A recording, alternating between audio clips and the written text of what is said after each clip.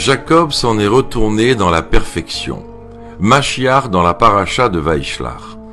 La paracha de cette semaine, Vaishlach, raconte l'histoire du retour de notre père Yaakov en Eretz Israël, la terre des patriarches.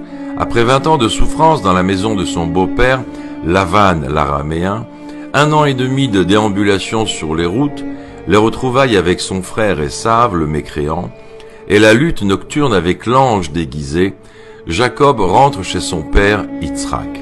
La Torah décrit le retour au pays en un court verset et en quelques mots qui contiennent un trésor caché d'inspiration et de conseils, en particulier veille de la rédemption véritable et complète. C'est ainsi que la Torah dit: Jacob arriva ensuite à Salem, ville de Sichem, dans le pays de Canaan.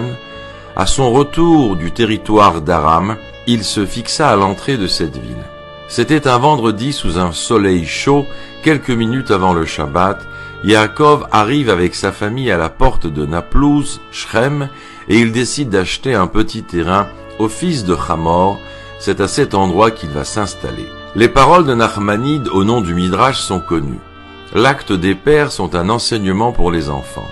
C'est la règle de base dans le livre de la Genèse qui explique ce que la Torah veut nous enseigner à travers et par ses histoires.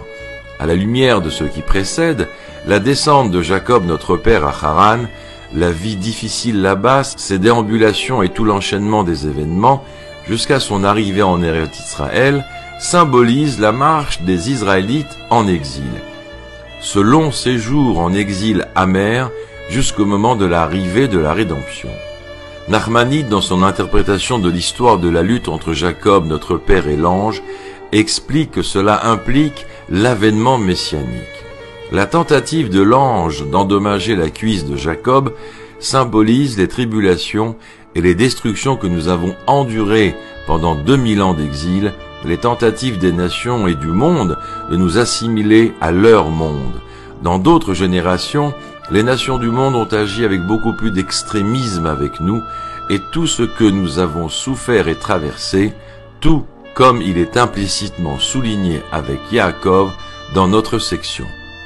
L'arrivée réussie de Jacob à la maison en paix symbolise la promesse du Créateur